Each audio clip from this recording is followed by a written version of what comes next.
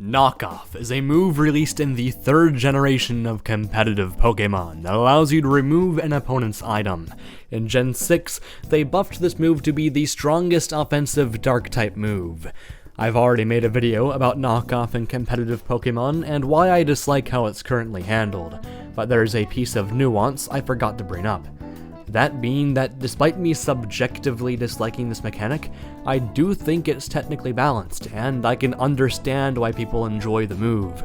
The nerf to steel types, even though I dislike it, was justifiable, with ghosts being made stronger as a result. Having such a strong dark type move that nearly every physical attacker gets is what adds order to these modern metagames. I do find it interesting though, just how complicated these discussions can get, and that got me thinking, when does a metagame become truly bad, and what defines a bad metagame? There exist several mechanics that I dislike, some of which I even want banned like Scald, and yet I can still acknowledge that the metagame these mechanics exist in aren't even all that bad. And that's when I came to a terrifying realization. This is all fucking subjective, isn't it?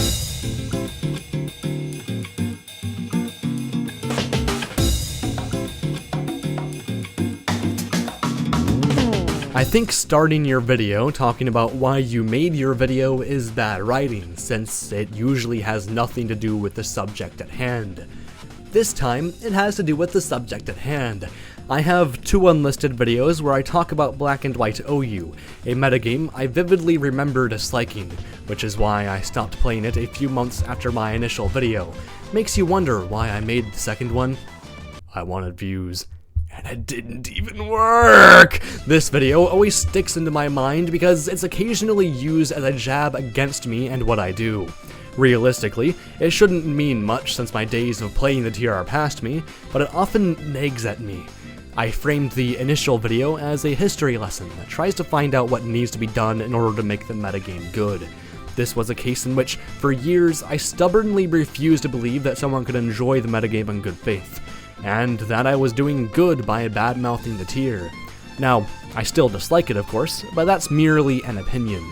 It's a frustrating feeling knowing that those who you disagree with are right, even if some of them aren't exactly nice about it. But I also want to grow and learn from my mistakes. It was a genuine mistake for me to milk my disliking of Black and White OU for YouTube clout. So, for the record, I'm genuinely sorry to anyone who believes my video played a part in spreading hate toward the tier. A tough pill I've had to swallow, and one that's really limited my ability to release a high quantity of videos, is that there are some topics I'm just not qualified to discuss. This sucked at first because I thought I was only in it for the channel growth, but given how I'm even making this video, it's shown me that I do genuinely care about competitive Pokemon, even if I've wanted to deny it for so long. I can leave Black and White OU to someone who actually cares about its fate. I don't need to go milking every subject to increase my YouTube stats. That's why, if I ever do talk about a metagame, it'd be about DPPSU, ADVSU, or maybe even a few tiers I've played Swiss tours in like ADVRU and UU. I know I've been very inconsistent with if I'd ever be a competitive Pokemon YouTuber again, so this video will be where I'll give the final answer. No. But I'll still make the occasional video when the time is right. I don't want to define myself or trap myself, really, so I'll just use this channel and videos to ramble about whatever comes to mind, which will sometimes include competitive Pokemon. And it seems like we still have some rambling left to do, so let's finally answer the question at hand.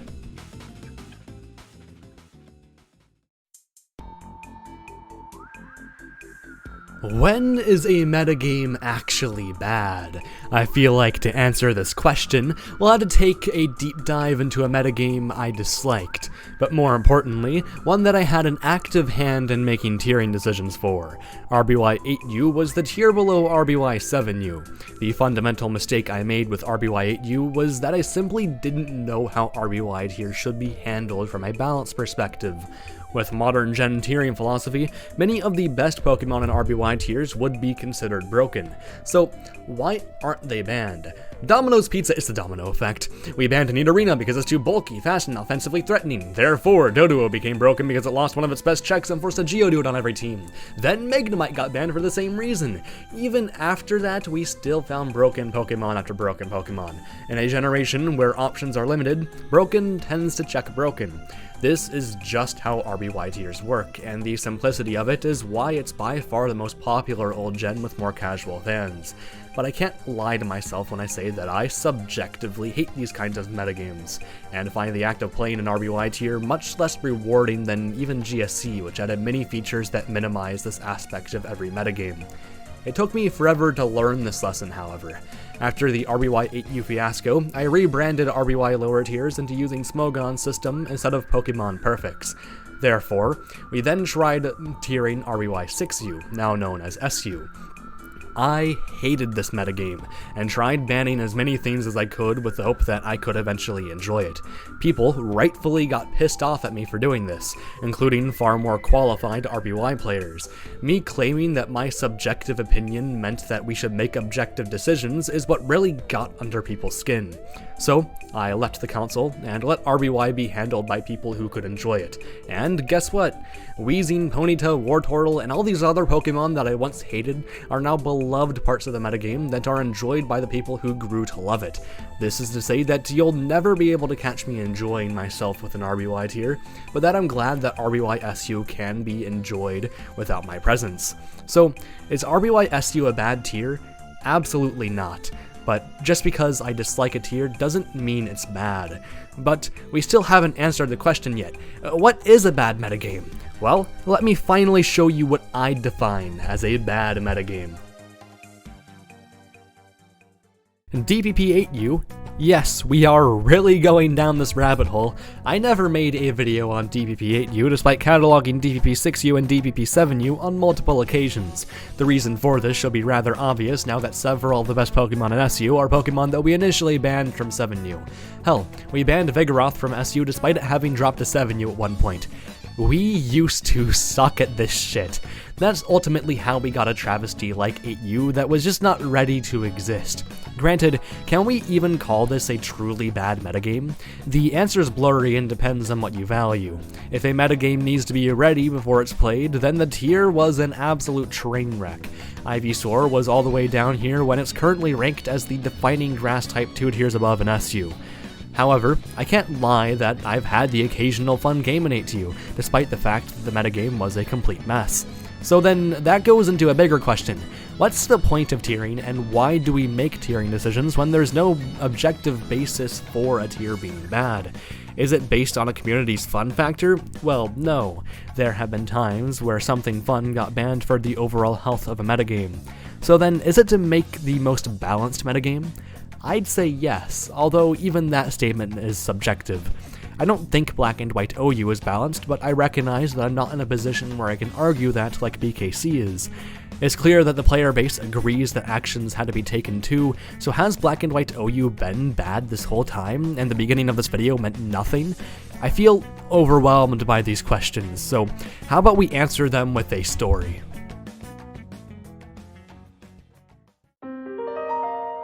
I created the Pokemon Lower Tiers Discord server with the intention of advancing progress made on the 4th generation of lower tiers.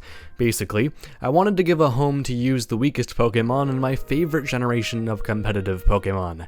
There were two ways I could have gone about this: prioritize SU, or rush from tier to tier to get to the very bottom. I chose the latter. When I started, it worked just fine, and no one noticed anything off.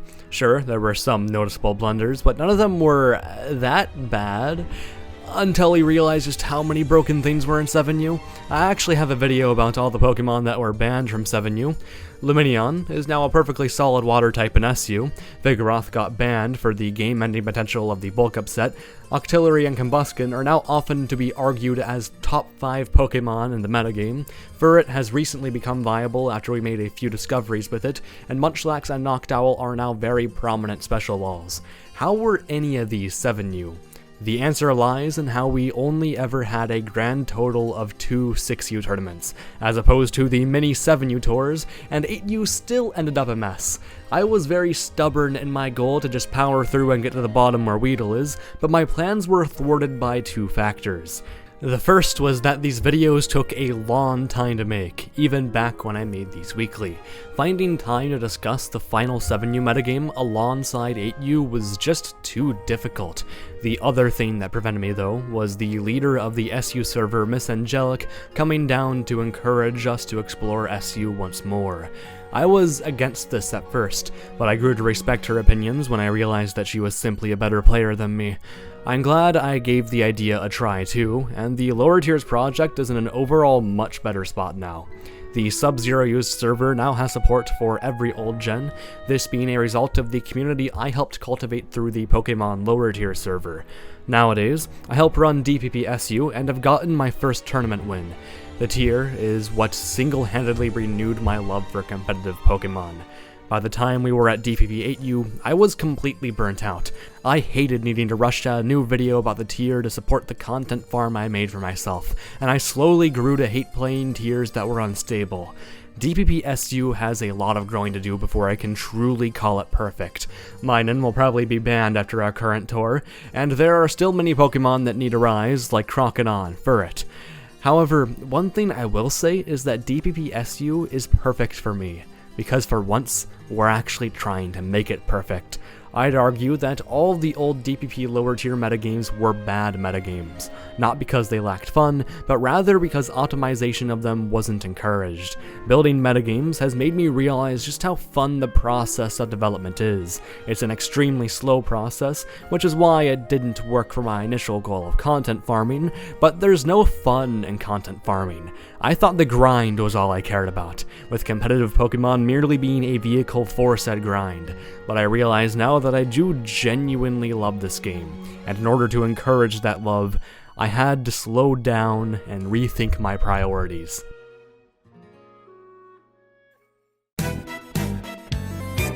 Okay, so that answers one question. What about the other questions that I conveniently ignored? Well, let's finally get to them. I was not making a mistake by discussing Black and White OU in the way that I did at the start of the video. Just because I think a metagame is unbalanced, and because it still sees regular tiering action, I don't think that justified me milking it for views, especially when my metagame knowledge is made limited by my general apathy for the tier. In that case, let's go back to the title's question. When is a metagame bad? At this point though, we've established that bad is too subjective of a word. So now we're going to answer a different question. When is a metagame balanced? For ongoing metagames that have yet to freeze, like the current gen metagames, you'd be a fool to expect them to be balanced. It's part of why I've just given up on keeping up with them, as I subjectively don't find them fun. This is made funny by the fact that I play an active hand in DPPSU, which is not quite there yet in terms of its balance, but I prefer it over SVOU because tiering decisions can be made much sooner, and getting to that balanced metagame will take much less time as a result. SVOU reminds me a lot of Black and White OU, where it's just been a nightmare to tier properly. Sure, there are some decisions I fundamentally disagree with, like the lack of an attempt to even suspect Terra in a post-DLC meta, and quick banning sleep moves instead of leaving it to a suspect test, when it's a ban that has major ramifications for like 6 tiers below OU where it's simply just not a problem. But even then, I can't help but just feel bad for Finch and the SVOU Council. Game Freak releases these broken monsters after broken monsters, and you just have all these Twitter freaks berating him for not being able to push the brakes on banning things or not banning things quickly enough. It must be a fucking miserable life to be in a position like that. I say this to make a point. Stop fucking harassing the SVOU Council. This is a game for little fucking children. Don't berate these people because you disagree with them. When I went on my 4-month YouTube hiatus, I learned something important. Even when being critical of a tier, you must still spread a positive outlook and message because that's how we unite each other. Sure, rage baiting can be good for clicks, but I don't want to be hated anymore. I know it's rich of a YouTuber to complain about getting hate, but I've read some seriously hurtful comments in the past. Of course, as a YouTuber, I have to acknowledge the inevitability of that, but it also doesn't mean that I have to lie to myself and say I don't mind it. People like me and Finch are real people who feel real human emotion. Fucking treat us like that.